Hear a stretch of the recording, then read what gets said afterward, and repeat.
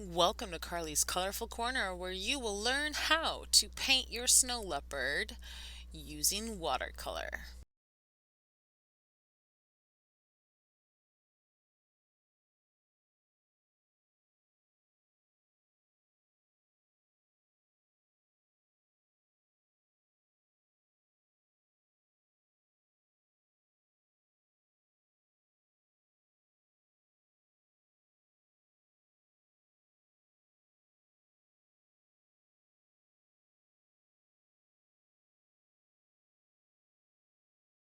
First, you're going to want to select one of your smaller brushes, preferably a small flat. If you have a round brush, that's fine.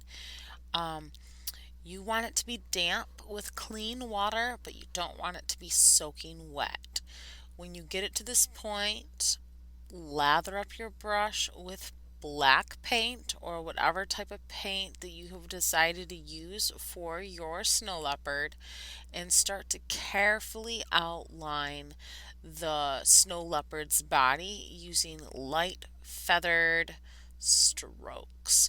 Remember, if you push down harder on your paintbrush, your strokes will become thick and blotchy. So you're going to feather stroke these in and just let your paintbrush glide on top of your paper. I don't know if you can tell, but I'm easing up on my paintbrush. I am gripping my paintbrush more at the end of my handle, more so at the beginning of my neck. I'm doing this specifically because I am a person who writes with a lot of pressure. I draw with a lot of pressure. I push down a lot when I'm drawing to a point where I almost get like a traced outline on the back of the paper if I were to flip said paper over. So it's hard for me to do the feather strokes unless I kind of ease up on my brush. So if you are like me and you have a tendency to push too hard or write with too much pressure, then this technique might help you feather stroke your lines in with more ease.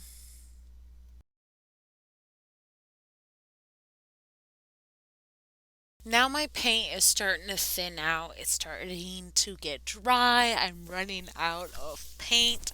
So now what I'm going to do is I'm going to just add the corner of my brush and just gently tap it into my water. I don't want my brush soaking wet, but I want my brush damp enough to allow my paint a vehicle or a very translucent layer of water underneath to allow my paint to travel from my bright bold line into the body of my snow leopard. Be very careful with the amount of water that you're using here. If you use too much water, you can always take a clean cloth and blot it if you choose to do so. Or you could scoop some of that water and spread it to other areas of the body. But the goal here is taking that bright, bold line that you've established and using that bright, bold layer of color and dragging a little bit of it in towards the body to create a lighter shade of gray or whatever color you have chosen for the body of your snow leopard. Mine actually appears to be green. That was not on purpose. I have paint that looks like it's black, but really it's green. And once I've applied it, I've applied it. It's already too late to change my mind. Whew, excuse me. Your art, your choice. So here we go. As you are doing this, you're actually taking that bright, bold layer of color. It's bright because and bold because it's thick with paint.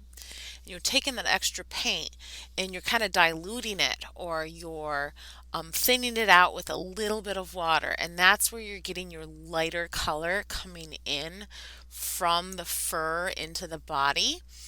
We use this as a shadowing technique. This is kind of like a dry on dry is your first step. and then you're going to use a little bit of a wash or a kind of a wet or a damp brush to drag that lighter color in. Continue this process throughout the body of your snow leopard. This is going to take some time.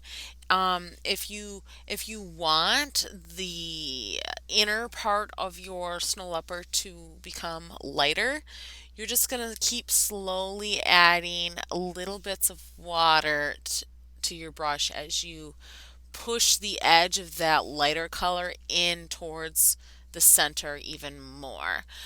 If you don't and you want to leave the center kind of like a white, that's fine too. Your art, your choice. Uh, Today we're focusing specifically on creating realistic shadowing and texture to your fur and your snow leopard's body. Remember, to get that lighter color like I have in the head, you have more water to paint ratio. What I did is I cleaned my brush out really well, squeezed out the extra water, and went back to just tapping the corner of my brush into the top of my water bowl. And I just kept applying very thin layers of water over my original layer of paint. So, as I keep doing this and repeating this process, the paint gets thinner and thinner and thinner. If your paper starts to buckle or get wavy, stop using so much water.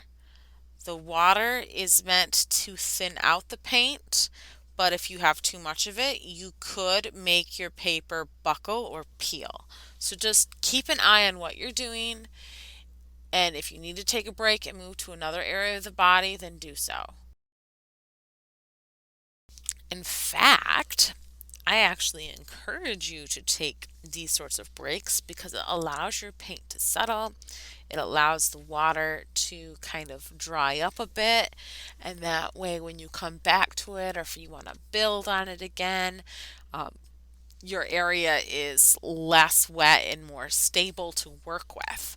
So, if you feel like your area is getting too wet or overworked, move to a different area.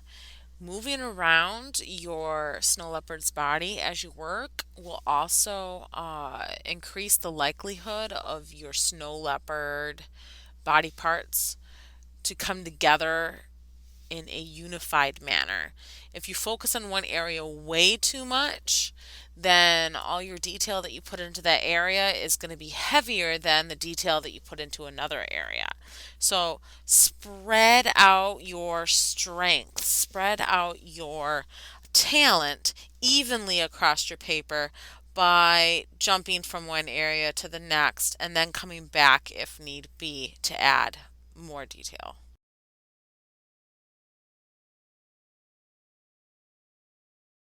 So I'm going to fast forward here to give you an idea, a speedy idea of how this all comes together.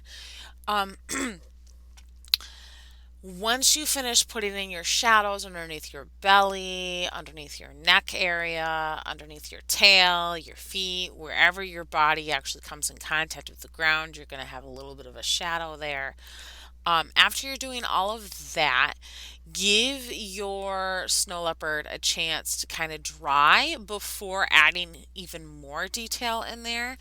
Uh, what I did is I started to build mountains and added a wash onto the mountains using yellow paint to kind of allow my snow leopard some time to dry as I started putting in different pieces of the background. You choose what you want to do for your background. You don't have to do mountains.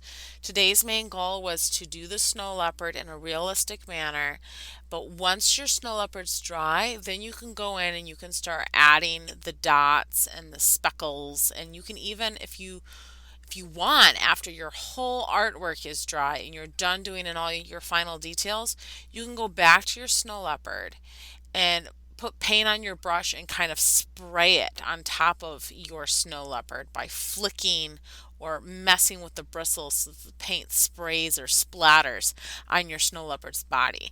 That will give it kind of that texture. It will also give you the tiny minuscule spots that you probably can't put in using a regular paintbrush tip. Totally up to you. But this is how you can draw and paint a realistic snow leopard using watercolor.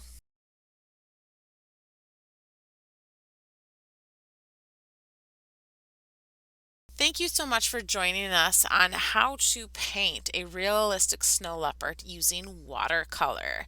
For more tips and tricks, please don't forget to subscribe to our channel at Carly's Colorful Corner on YouTube or take a peek at our Facebook page. If you prefer something that's more in-depth and in person, feel free to take a look at our OutSchool platform at Carly Wiersma. And in the meantime, I look forward to seeing and working with you in the classroom.